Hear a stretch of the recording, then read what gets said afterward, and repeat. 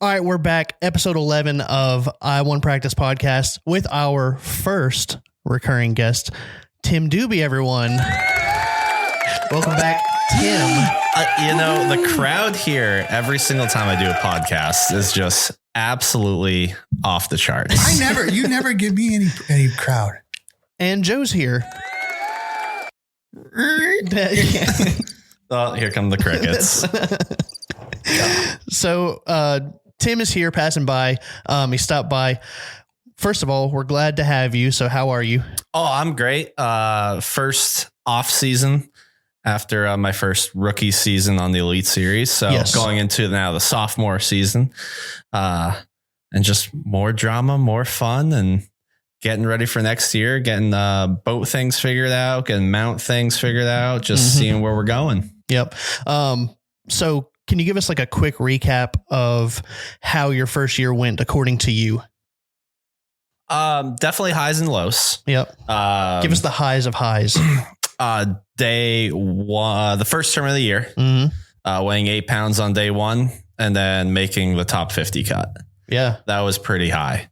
And Tim, you remember when you used to be able to make the top 50 and get 10 grand? Yeah. That was a big thing. Making top 50, making $10,000, have running money to go to the next tournament, well, I guess pay for your hotels, pay for your Airbnbs, your food, your gas, but no entry fees. How do you want to talk about the, let's just hop right into it. So Bassmaster, 2 days ago, so we're recording this on Friday.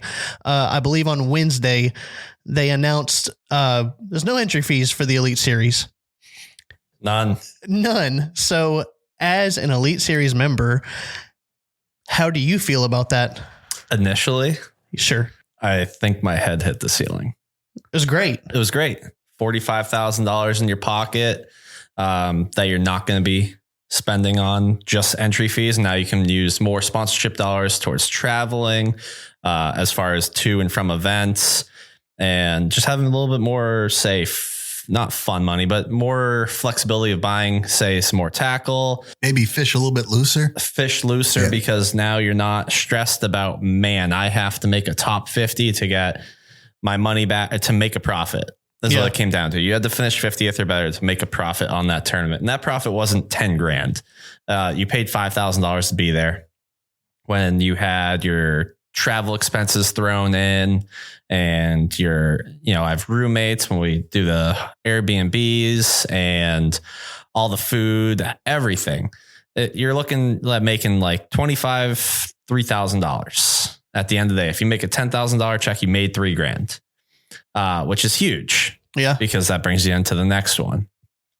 So initially I thought, oh my gosh, this is unbelievable. Like huge weight off the shoulders. Let's just go bassing.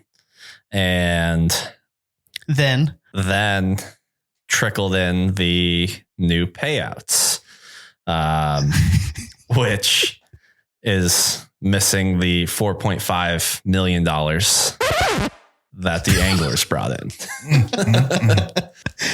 So that was one of my first reactions when I saw it was, well, now they're going to be missing out on $4.5 million up front, but that's the farthest that I've looked into it. I haven't had time to fully look into how they're recouping that. I'm not sure if you know at all. I know I found out that we had no entry fees from Joe, who texted me and said, have you seen this? This is unbelievable. Wednesday afternoon. Yes. I was driving down to Bass headquarters to drop off the Bass Nation boat. I had my 1 year with the Nitro Z20 had come to an end. Yep. And that part of the contract, qualifying through the Bass Nation, many benefits of qualifying through the Bass Nation, you get a boat to use for the year. So, but you got to bring it back. So I'm bringing it back down there and I hear all this big, huge news. Like, hey, Tim, you might want to check your email. Yeah. Have you seen this? This is legit. And first thing I thought when I saw no entry fees, I was like, it's not April 1st, is it? That's what I said. Is it April 1st? Are they playing a sick joke on all of us? But it was not a joke. So it was real. and Joe, you can fill me in as well. So as someone who doesn't know about the new pay table and the pay structure, what is that like now with the rules change?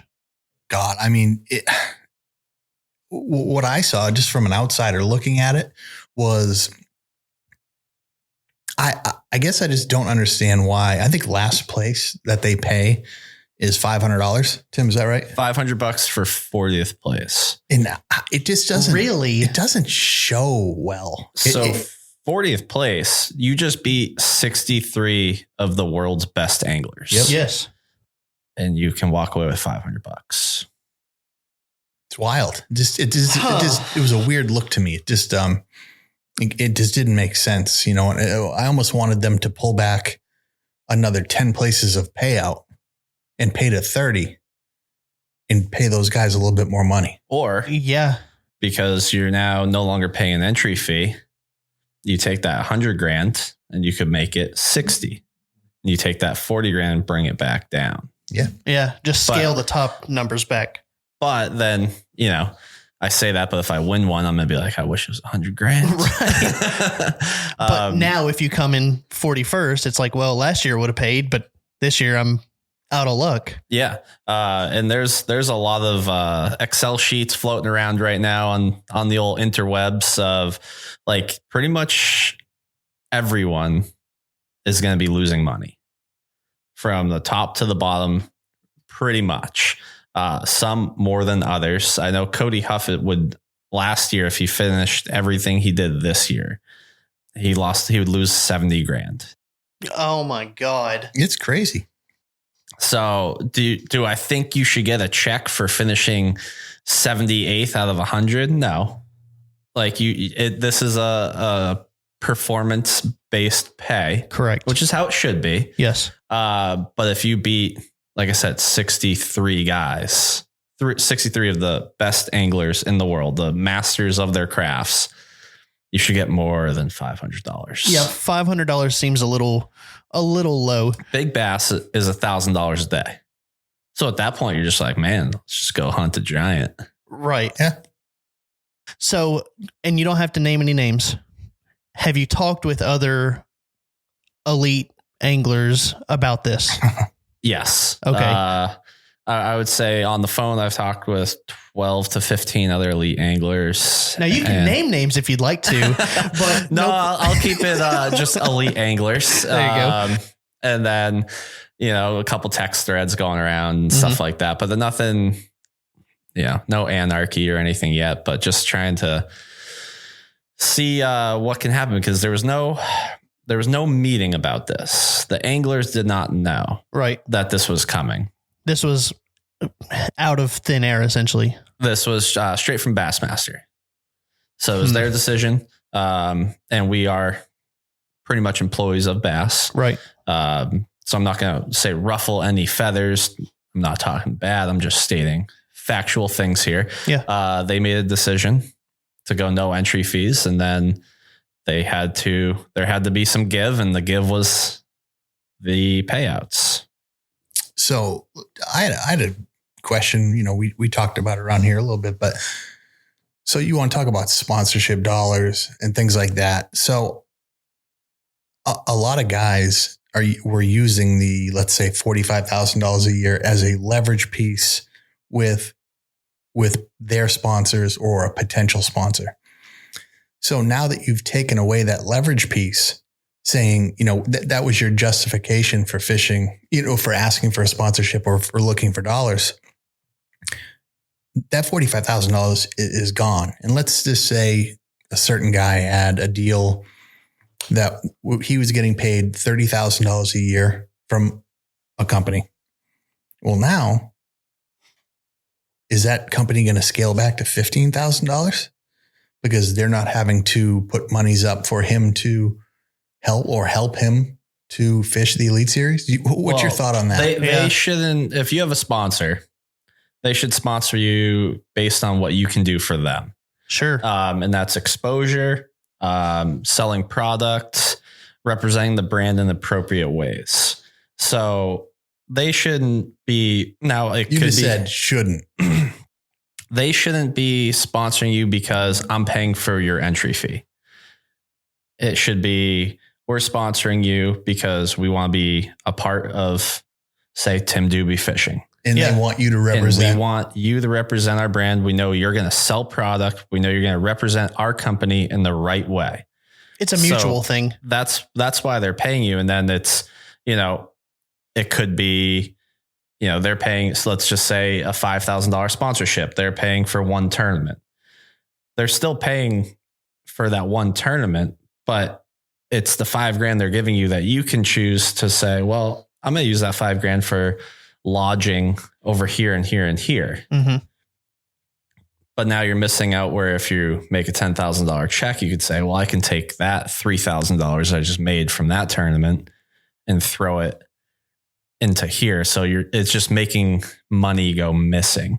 And I could be completely off. I'm very new to this. I'm in my sophomore season. Mm-hmm. I didn't fish the opens before this, so I have limited exposure with sponsors as far as like a credit score would be. Like if you open up a credit card and you it's going to hurt your score because you only have a credit score open for 2 years. Right. So I don't have a long standing track record of, you're still new, sponsorship. I'm new. Right.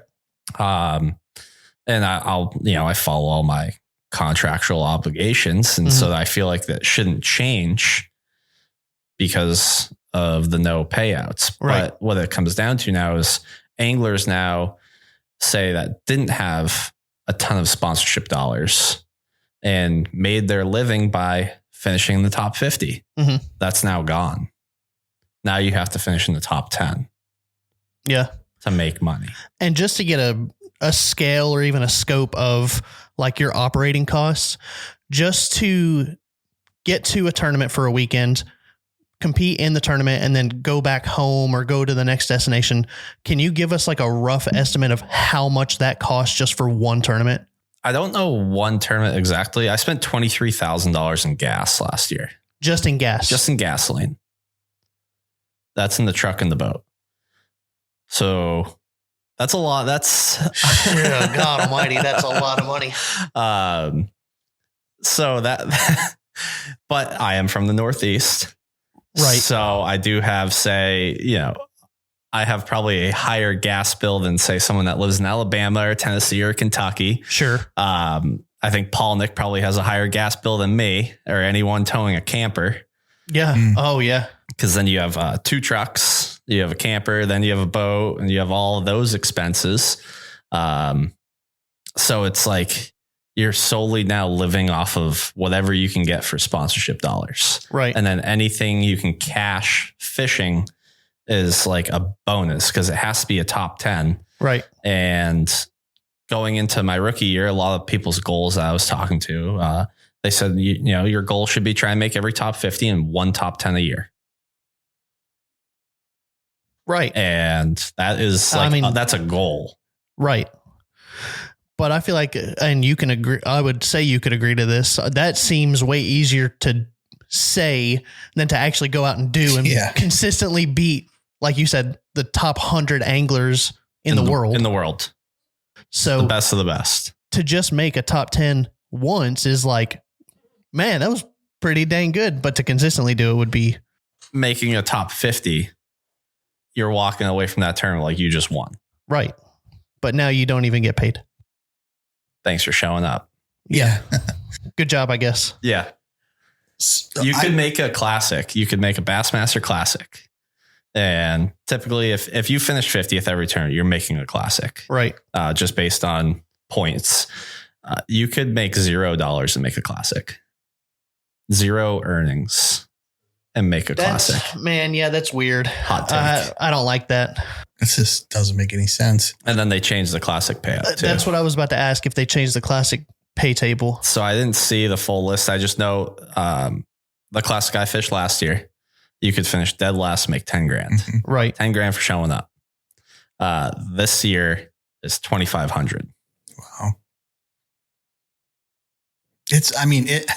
It's all about money, right? So it's all about money. So just going back to that and I get messages all the time from our listeners, and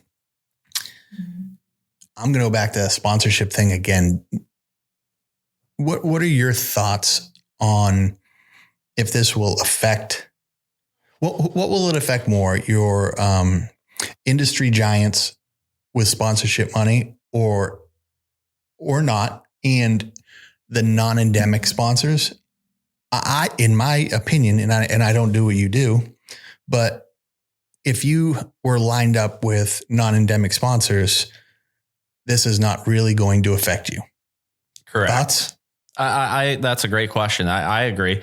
A lot of my sponsors are non-endemic, because everyone's in the bass fishing industry. Everyone's fighting for that one pie of the endemic. Yep. And where, again, I'm newer, sophomore season, I get the crumbs of those pie. Where you have your industry giants or the best anglers in the world that have been doing it for a very long time, say taking a couple slices. Right. So I have to survive, I have to go after non-endemics. I have to go after the companies that no one else is going after and show the value of sponsoring me. So I don't feel like it will hurt non-endemics as much as it will hurt endemics. But then at the same time, now do they take those dollars and sponsor bass instead of the angler? It's a slippery slope, and it's next couple of weeks will be very telling because a lot of contracts are getting negotiated right now. Right. So it was like the timing, say, wasn't the best. I mean, so let me ask you then, if right now is not the best time to announce it, when would have been? Well, that's also a great question because our first $5,000 deposit was due this week. Got it. So they announced it before any money was sent in from anglers. Okay. So it's kind of a really weird transition time for everyone. I just got an idea, Tim. Let's take the 5,000. Let's go to the casino. Put it on red. Well, now. No, you put it on black because it's always black. And if it comes up red, it was a mistake by the casino. Oh my God, Donovan. Wow. Did you know that 99%? Hey Siri, what's the closest casino to me? All right, let's find that out. Let's start calling you Rain Man. We'll just go hit a casino, show up to every single tournament with the $5,000 you're not paying to be there and just throw it on black or red. Exactly. Or black in your case. Yes, always black. It's always black. If it comes up red, the casino made a mistake. Hey, sounds like you have a system. I'm going to put you in touch with a couple guys. I would be really happy to hear that proposal. So I want to throw I guess not really a hypothetical, but kind of looking into your future. How does this directly affect your game plan going into next year? Well, with the no entry fee and only paying top 10, it really makes you say, I need a fish to win. Sure. So you're going to take higher risks in order to try and do better than 93 other people to get into that top 10, because it's 103 is a full field. So this is just from an outsider looking in. I think you're going to have a lot of guys who, I'm just going to make something up, that catch 20 pounds the first day and catch 3 fish the second day. They're just going to be going for it. Yep. Like just taking shots, not like 12 pound a day to death. Like, oh, we're going to go catch 14 pounds, make the cut, make 10 grand. That's it. Different. Now it's different. Now it's going to be different. But unfortunately, in my situation, you have to average above top 70 to stay on. So last year I finished 73rd. Rookie year, learned a ton. Super excited for next year. But I don't think I can go out. I can't fish that way. I can't take these huge risks to try and go all in, win or bomb. Or because if I do, I'm either going to win or I'm going to bomb. And even if you win and bomb, it's still at the end of the day averages to a bomb. Right. If you bomb, you're not going to win 4 tournaments in 1 year. Right. I'd love to do it, but I don't think it's possible with the amount of talent that's on that tour. So I still have to kind of fish conservatively to ensure that I remain on the elites. So Ryan had made, just talking, and he had made a good point and brought something up that the way it was 2024 and prior, if you win a tournament, you win $100,000. Yeah. You're basically financing 2 years to continue to fish the Elite Series. Whereas in this new setup, if you win $100,000, that's kind of a game changer. You average, say, $30,000 to $60,000 of expenses every year based on where you live and where you stay and what you stay and what you eat and what you don't eat or whatever. So you're financing 3 to 4 years, depending on how you spend your money. Yeah. Oh man. Just a different way. You completely have to look at it so much different than you used to. It's wild. So I know obviously the goal would be ideally, if you could come in first, that's what you would want to do. Oh, every time. But right. Yeah. But averaging out, where do you want to be standing as far as points go, going into next season? I guess not points, but like, where would you comfortably like to be at? Make the classic. You just want to make the classic. Absolutely. Okay. So that's top 40. Right. If I can, obviously, if you can get higher, go for it. Right. But you try and fish your best every single time you go out there. And sometimes you're not on the right stuff. Whether that be just bad timing, bad decision making. There's a billion variables in tournament bass fishing. Right. And you have to make the right ones. So, my goal going into next year is make the classic. Go back to the Bassmaster Classic, because you can't win the classic unless you're in it. Mm-hmm. Right. So that's my goal. Do you think you'll have more calculated risks in 25?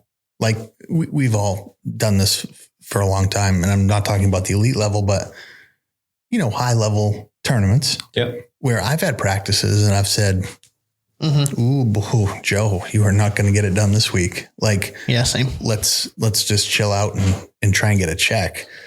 And I've had practices where I'm like, you know what? I think I have a legitimate shot to win this tournament. Yeah. Top five it. So like, is that going to come into it a little bit more? So say last year you had a really good practice. Yeah. But mentally you were still kind of trying to play safe-ish. Yes. You didn't say, ooh, I'm going for it. Like, I have a spot where I can catch, I'm getting 3 to 5 bites a day. Mm-hmm. Mm-hmm. And if I catch them, they're going to be 30 pounds, but I can go over there and spend 2 hours and get a 14 to 15 pound limit, and then try and come over here and catch 1 or 2 of these. Yeah. So yeah, I think, calculated risk for sure. And you always want to win. You want a blue trophy. That'd be pretty cool. Of course. Have in the rack or be in the truck as you're driving home.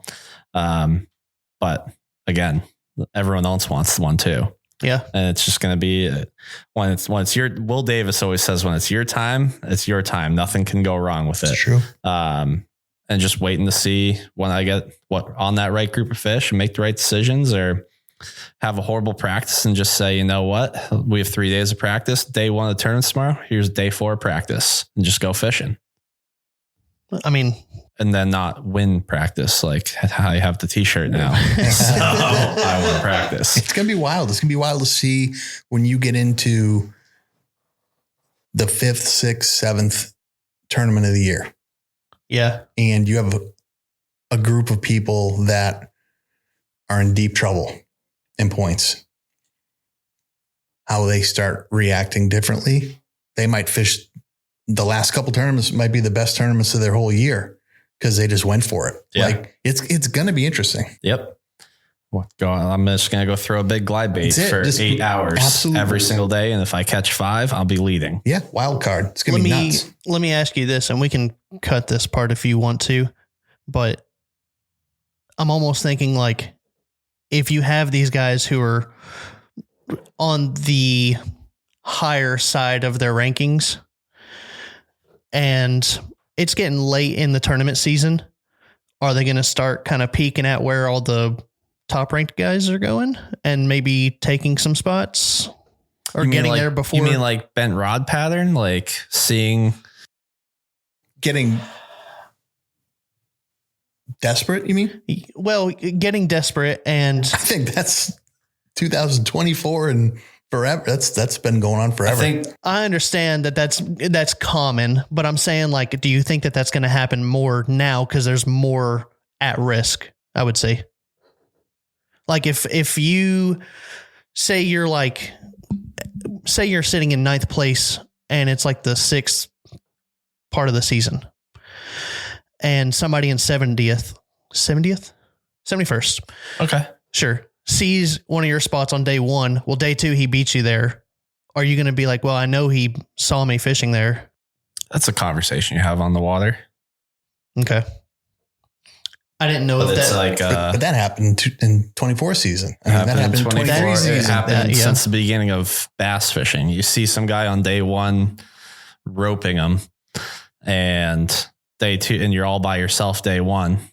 And then day 2, there's 2 boats there. Yep. And that's a conversation. Like, can't give them an inch because they'll take a mile. Right. So let's talk about next season's location. So I think I kind of did a brief overview right before we got in here. I think there's only 2 repeat spots this year. And everywhere else is basically brand new, other than the Pasquotank River is. That's pretty fresh for everybody. That's a big old question mark. Mm. I like. We had a conversation a couple weeks ago, maybe a couple months ago, that it's close to somewhere else that was on the schedule last year, but it's like kind of all in the same area. But is there a spot that you're looking forward to that maybe is new to you? New to me? I mean, went to St. John's, went to Fork. I'm looking forward to getting back to Fork. With a little different mindset. But new to me, Lake St. Clair. Mm-hmm. They had the open there last year. Jay Shakurat won it, and with unbelievable weights all the way through. And St. Clair has always been a fish catching derby. And even though I think I do better in like the grinder tournaments when you're getting less bites and maybe the weights are lower. Mm-hmm. I just like catching fish. So smallmouth up north, it's going to be nice out. It's going to be giant weights, and it's going to be like if you don't catch 22, you're in 59th place or 60 place or outside the pay cut of 40. So definitely looking forward to St. Clair, northern fishery, clean water, smallmouth. Mm-hmm.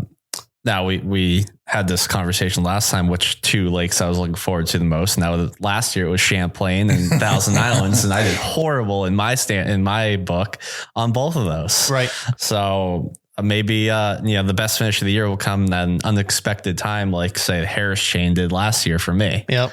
Good first time fishing Florida really, and did all right. Yeah. So it's St. Clair's gonna be what I'm gonna be looking forward to, but I'm not going to hold it on like a pedestal that I'm going to do great there or anything like that, because I've never fished there. I'm just looking forward to it. Now, off air, you did say you were guaranteeing a top 5 at St. Clair. Well, if I want to make any money this year, I need to do a top 5. So guaranteeing. That's wow. a fact. Yeah. If the only way I guarantee a top 5 on St. Clair is if 95 other people came down with food poisoning. So you're saying there's a chance. There's a chance. If anyone listening to this, I'm going to have a cookout at the Airbnb before day 1. Jimmy's Chicken Shack is running a special barbecue special. All you can eat. I'll buy some chicken from Walmart, let it hang outside for a couple days in the heat, and then start cooking it for everybody. No, that'd be the only way I'd guarantee a finish, is if that many people didn't show up. Well, Joe, do you have anything else for us? I'm good. This is a lot. Just going to be I can't wait to watch next couple year. Weeks are just going to be insane. It's going to be wild. It's going to be fishing crazy. Different. And different mindset and some new places. It's nice that they changed it up a little bit. The anti-live scope schedule. Mm. We're not banning live scope, right? But we're going to go to places where it doesn't play it as much, historically speaking, as a factor. Dum dum dum. Well, I know we're looking forward to how you do next year. So yeah, me too. I'm excited. I'm excited for you, I guess. I might end the season with $0 in earnings. I might end and go to the classic. And go to the classic. Hey, you said you want to go to the classic. That is my only goal. There you go. Go to the classic, because if I'm in the classic, that means I qualified for next year and the year after that, hypothetically speaking. And just keep hanging out on the Elite Series, traveling the country and swiping the credit card and just filling up that gas tank. Well, Tim, thank you for coming by, brother. We're glad you're here, and have a safe travel back home. Oh, I always have a good time at Precision Sonar. It's this facility is absolutely amazing. If you guys are in the area, you need to come check out their new-ish building. It's a year old now. It is really just unbelievable. It's like a Buc-ee's. Like, you don't drive by a Buc-ee's and not stop.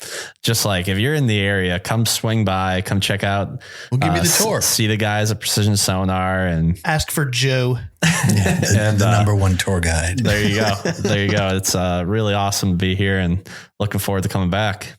All right, guys, that is a wrap on another episode.